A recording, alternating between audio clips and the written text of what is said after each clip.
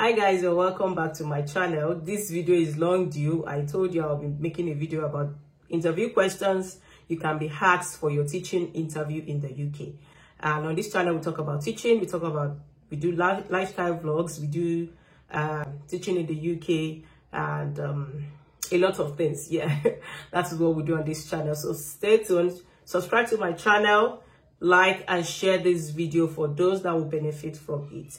So in this video, we'll be talking about interview questions. Yeah. So if you want to be a teacher in the UK, even if you want to be a supply teacher in the UK, you will go through interview stages. There are agencies that will do interview for you, proper interview for you before they get you being booked to schools. After your DBS and all that have been done, they are going to conduct an interview for you.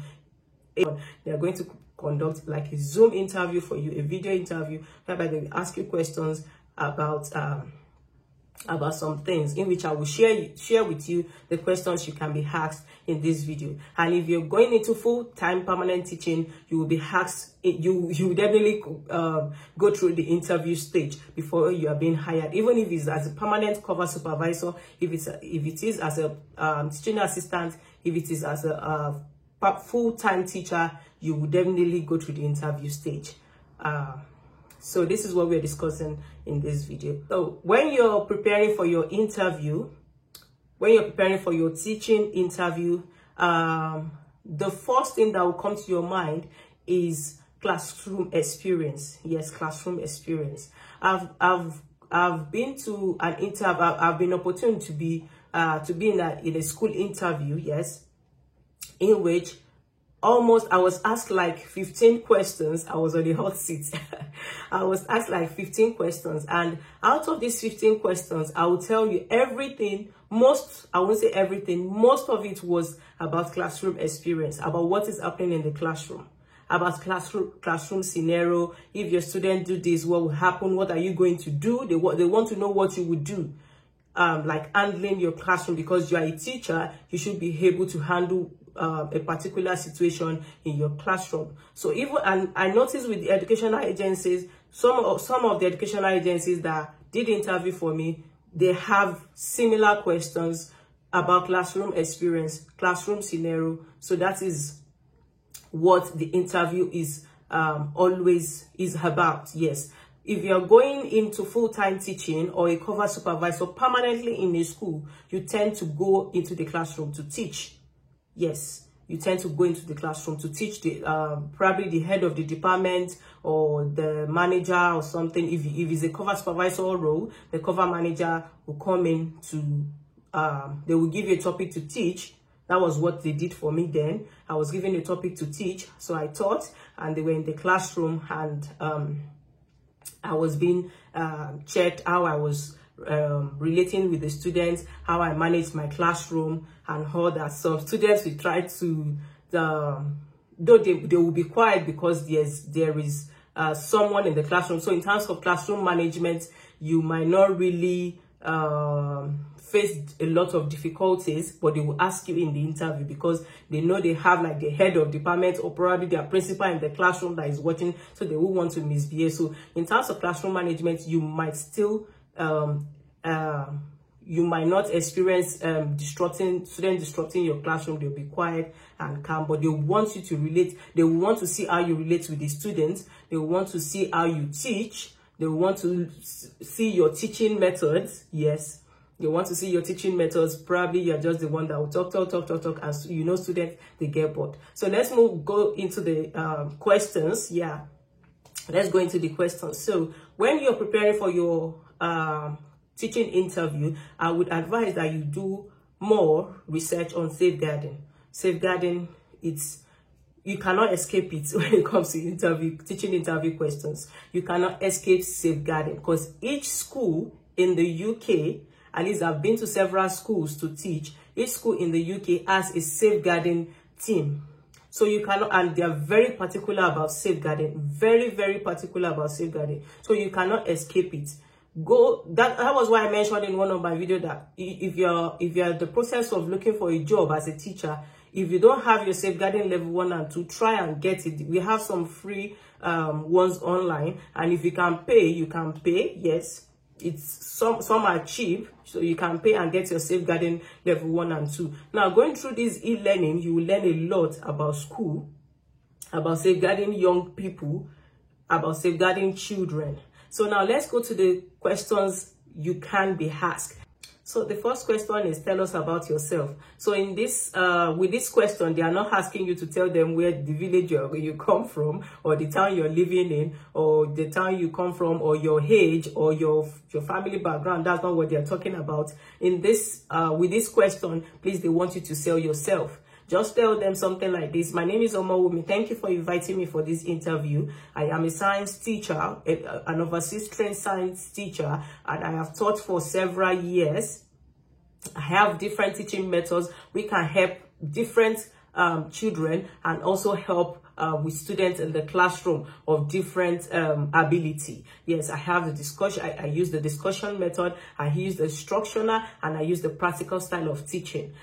In my last role as a science teacher, I tried my best to engage with students and to teach students that are undergoing the WAEC and the NECO, which is also equivalent to GCSE. I'm talking about UK, which is also equivalent to GCSE, and WAEC and NECO is in Nigeria. So I'm talking about myself. So just input whatever you can input about yourself there. So in which these students, there was a higher pass rate than before of 17%. I am someone that will keep up with the safeguarding rules. I am this, I am that. That is what they want. Like, they want a professional summary. Yes, what you have in your professional summary, in your CV, that is what they are asking about. With the question, tell us about yourself. So that is the first question you can be asked. So the second question can be, why do you want to be a teacher? So you can just answer them like, being a teacher has been a natural thing for me for several years, and I believe teaching has a positive impact on the life of so many people. So you can just give them a short answer that way. And the third question that can be asked is, what are the important skills of becoming a teacher? These, they are asking you of your skills, the skills you wrote in your CV. You just say you have to be patient. You have this particular question. What I was asked for my with the interview I had with the school, I was asked with the two agencies I had the two agencies I told you that they did interview for me, this particular question. So I think this is a common question. So what are the important skills of becoming a teacher? You have to be reliable, you have to be honest, you have to have good communication skills. You have to be open to change. Yes, you have to be open to change. They can call you. You can be a science teacher and they can tell you, our math teacher has just left. Can you please take up some math classes? You have to be open to change. You cannot be a one-way person when you are a teacher. So you have to be flexible. You have to be energetic. You have to be a good leader. You have to have the knowledge of your subject. So the third question that can be asked is, what is your teaching philosophy? In this one, they are asking you about your teaching methods, in which I've said earlier, you just tell them you use whichever one you use. For me, I use discussion, I use instructional, and I use practical style of teaching. Yes, and I explained to them the reason why I use discussion is these students, when you talk, when you are the one talking, if you dominate the class and you don't want talking, they're going to get bored and they will ask you. I mentioned this in one of my interviews, and the interviewer was laughing, and they will ask you, Miss, we don't know what you're saying or we don't understand what you're doing. So you have to make it a discussion class, an instructional class, your practical style of teaching. So that is my own style of teaching. And they can also ask you, how would you manage behavior in your classroom?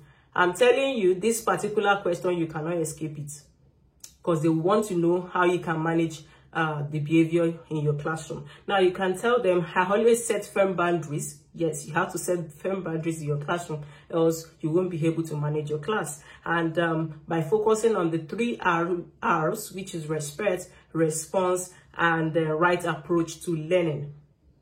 So they can also ask you, what is your biggest weakness? Now, in terms of weakness, please don't tell them what is in relation to teaching. Don't tell them, oh, I find it difficult to teach this particular key stage of students, or no, don't tell them. You can just say something that is not really related to teaching. Just like for me, I would say I pay too much attention to details, which is true. I pay too much attention to details, which is right. Or you can say I can't say no to people. So that is fine. Or you can say some other things which is your weakness, but don't say something relating to teaching. And you can also be asked, why should we hire you? Yes, you can be asked that, and you can just tell them why they should hire you, the qualities you have. I will make sure all students, regardless of their abilities, will have the same opportunities, because in your classroom you will have different students of different abilities. So just tell them you make sure all students will have the same opportunities, and you'll be able to impart really good knowledge to these students. And you can tell them that you are willing to embrace change. And they can also ask you, what do you do? This question too, you might not escape it. What do you do if you have a difficult or destructive student in your classroom? You cannot escape this one. They will ask you. They will ask you. That is classroom. Those are the classroom scenarios I told you they will ask. Now, what if this is? The question might not be straightforward like this. They might even give you a scenario that, okay, if you have this particular student behaving like this in your classroom, what are you going to do? So what you are going to tell them is, you are going to give the students a first warning. Most schools, you have most schools, I don't know, depend on the school. Some schools use different behavioral management, in which, but I know most schools, you give the first warning, you give probably like a yellow card or second warning, and then you can ask, if the student continues, you can ask the students to step outside of the classroom. So you don't talk to your students word to word in the classroom. Oh, why are you doing that? No, you don't do that. You don't do that. You tell your students to step outside of the classroom, probably stay in front of the classroom door, and then you get along with your with other students, probably giving them a starter or something, and then you can go outside and talk with your student, because sometimes disruptive students actually have reasons for doing that. Probably they are sad or something is happening, and that is why they are behaving that way. So they might even ask you that, what if that behavior continues? What are you going to do? So you can just tell them that you are going to get, most schools have on-call team, that you are going to get the on-call team to help you out with that. So you have to speak to the students, or probably remove the students from your classroom, so that you can have a good lesson. So, and they can also ask you, what do you do if your students talk to you about something disturbing? So this is about safeguarding. This question too, you might not escape it. So this is about safeguarding. So if your student tells you something disturbing about safeguarding, what are you going to do? So in this situation, you are not expected to handle this yourself. You are a teacher. All schools has safeguarding team. All schools. At least I've been to several schools. All schools has a safeguarding. In fact, they have a designated safeguarding team. So you tell them that you're going to pass this on to the safeguarding team. Now, they can ask you a question. I remember the particular school I went for interview asked me, when I said, I'm going to pass this on to the safeguarding team. Now, they asked me that, before I pass it on to a safeguarding team, what would I do first? And I told them that I will calm the student down. I will tell the student everything is fine, everything will be okay. Then I will pass it on to the state, because you are not expected to investigate. You don't tell them that, oh, then I will investigate. What? You are not an investigative journalist, you are a teacher, and you are not a safeguarding team. So you pass anything regarding safeguarding to the safeguarding department, and they will take it up from there. So these are the questions they can ask you for when you're going for a teaching interview. I will see you in my next video. Stay blessed.